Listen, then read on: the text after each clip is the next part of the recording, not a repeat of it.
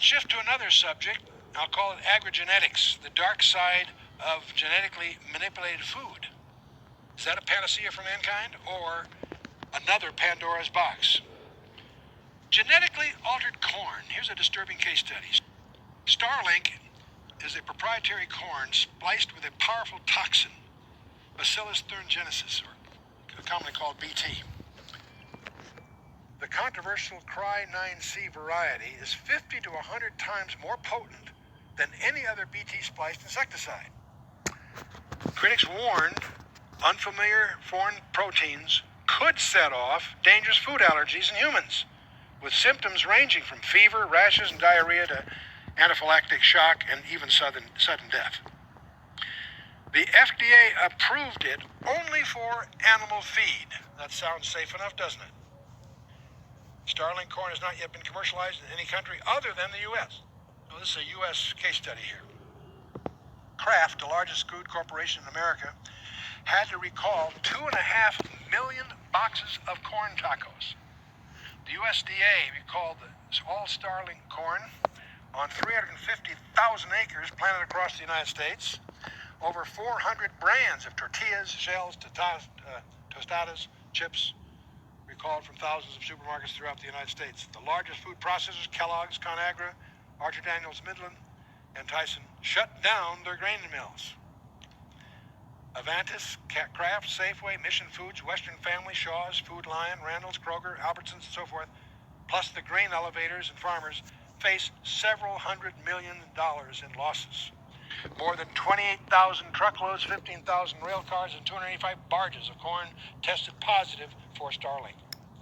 Consumers claiming to have been poisoned by Starlink corn products have filed multi-million-dollar class action lawsuits. It's on the internet. You can check it out under Starlink.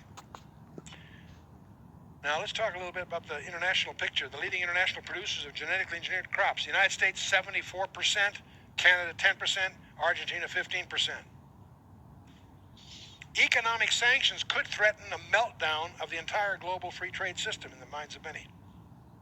According to Andrew Kimball at Center for Food Safety, American consumers have been used as unknowing guinea pigs. Let's go on with this thing. The pollen from the BT corn turns out to kill monarch butterflies. Mexico is the winter home for the monarch butterflies who migrate south from Canada and the United States. It is also killing beneficial soil microorganisms and is thus damaging the entire soil food web, as well as killing beneficial insects such as lacewings and ladybugs. So there's echoes continuing through the environment. Antibiotic marker genes, ARMs, are found in genetically engineered foods and animal feeds, and they have the ability to transfer antibiotic resistance to soil bacteria, bees, mammals, and other organisms, including humans. This gives rise to dangerous pathogens in humans that can't be killed then by traditional antibiotics. Major problem brewing here. The FDA admits that 8% of all U.S. children are now plagued by food allergies, and that situation is growing worse. 8%. Nutritionists warn of a suspected link between food allergies and asthma. The FDA's recall of genetically engineered nutritional supplement, L-tryptophan, still left 37 deaths and 5,000 injuries. According to one of the most reputable journals in the field, New England Journal of Medicine, March 14th, in 96, said unlabeled genetically engineered foods are uncertain, unpredictable, and untestable. And now we're getting into what they call super pests. There are now emergent markets for seeds with confirmed pedigrees for organic farming.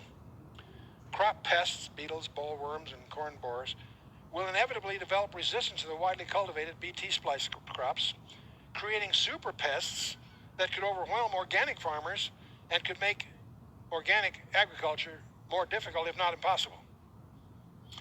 10th anniversary assessment. We're talking about the 10th anniversary here. Biotech beans, cotton, corn, and canola are the profit drivers at Monsanto Chemical. Also rival companies like Swiss-based Syngenta and Dow AgroSciences LLC, a unit of Dow Chemical Company. They genetically altered to withstand weed killers and insects, generate higher yields, so forth. Cereal giant Kellogg Company recently announced it would start using a healthy, low linolenic oil derived only from Monsanto's biotech soybean in its cookies, crackers, and other food products.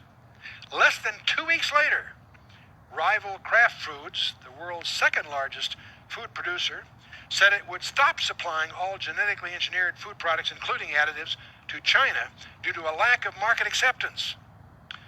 PepsiCo and Coca-Cola Company have made similar pledges. In November, Swiss voters banned the planting of biotech crops for 5 years. In Australia, a biotech pea has caused health problems in research mice, forcing cancellation of that project. Last year, Monsanto was forced to withdraw a biotech wheat it planned to sell in the United States and Canada because of strong market opposition. Other failed projects include Monsanto's delayed ripening tomato and a healthier potato. Biotech products around the world are increasing, and this year topped more than 1 billion acres sown to soybeans, corn, cotton, canola, and other crops. In the United States, from 2004 to 2005, 52% of all corn, 79% of upland cotton, and 87% of soybeans were of biotech varieties, according to the USDA. The barriers in Europe are slowly lowering, and emerging new products may help improve acceptance. Let's take rice, big deal. Iran last year became the first country to commercialize biotech rice, approving a pest-resistant variety. Syngenta has announced a new strain of golden rice that produces up to 23 times as much beta-carotene as previous varieties. Rice is to be available for free to research centers across Asia. And currently, the growing investment in agricultural technology in China, Argentina, Chile, and so forth, genetically modified rice is likely to gain approval in China in the near future, which could open the acceptance globally in favor of the biotech food. And on it goes. Well, remember I said closed-loop systems often operate counterintuitively. Allergies and cancer are regulatory anomalies and intelligent tutors. Cross-species diseases, retroviruses, we've talked about these, each one of these.